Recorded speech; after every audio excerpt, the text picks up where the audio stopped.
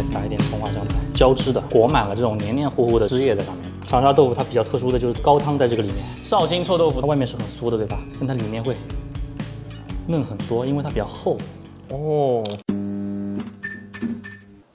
你们喜欢吃臭豆腐吗？今天教给你们3种：长沙臭豆腐、绍兴臭豆腐，浇汁的。所有的豆腐生胚买回来都要清洗浸泡一下。可以开始准备酱料的部分了。长沙臭豆腐的调味主要有2个，一个是高汤，一个是辣酱。我们先来做高汤，锅里放少量的猪油，一点点蒜末，炸香之后倒入1000毫升的高汤，一点料酒，调味料，5克蚝油，5克老抽，放到一边备用。辣酱制作相对复杂一点，先把3种干辣椒都打碎。 锅里倒油，炒大概45秒，就把辣椒碎和芝麻倒进去。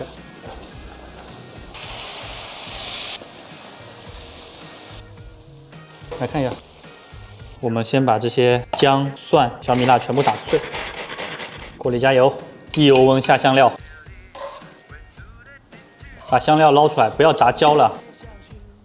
蒜蓉、蒜末这些都倒进去。 炸到这种焦，倒入1000毫升的高汤，调味，蚝油20克，水淀粉勾芡，这个是很粘稠的，这种粘稠的质感。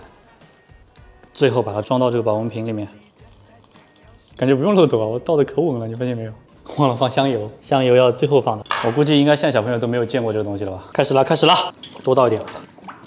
其实这样倒油不方便啊，一般酒店他们倒油就会在这个地方再开一个孔，空气进去，油温160度下豆腐啊，害怕溅到手上，你就从边上这样滑下去，大概要炸6到8分钟，推动它，不要让它粘到锅底。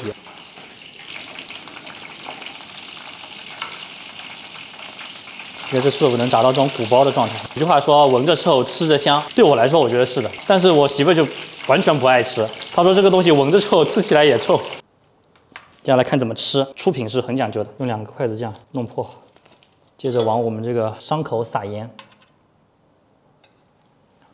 辣酱就根据口味想放就放。出品就是把它装到盒子里，很简单吧？点萝卜干、葱花、香菜，来拿好了啊。长沙豆腐它比较特殊的就是高汤在这个里面，它这个豆腐当中需要被这个高汤给浸润。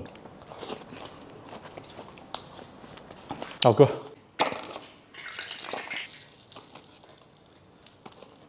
倒一点我们这个，哇，再撒一点葱花香菜，这就是浇汁的。这个是我在北京吃的很多的，裹满了这种黏黏糊糊的汁液在上面，这个更对我的口味。但我们这个豆腐买的不太好，我小时候吃那个豆腐是更薄、更透的那种。绍兴臭豆腐的油温要稍微高一点，180到190，炸的时间要稍微短一点，大概3到5分钟。一定要注意不要让它粘到一起，因为它本身比重是比较大的，它比别的豆腐要重，所以它就很容易沉到这个锅底，然后粘到一起去。哦，戳破了，对不起。绍兴的臭豆腐是稍微特殊一点，它是用臭苋菜梗去泡的，臭苋菜梗也很好吃。以前我觉得臭豆腐只有炸着才好吃，后来我这几年在杭州吃那个蒸双臭。 我觉得也好好吃啊，慢慢的懂嫩嫩的、臭臭的味道了，就入口即化，真的这个词真的是很贴切的，入口即化。它的豆腐外面会有一丝一丝这种网状结，看到吗？这就是适妹结的蜘蛛网。绍兴臭豆腐一般都是配辣酱或者是甜面酱，我们准备了一个盛记辣椒酱，这个应该也是经常吃的，也可以挤到边上让顾客自己蘸。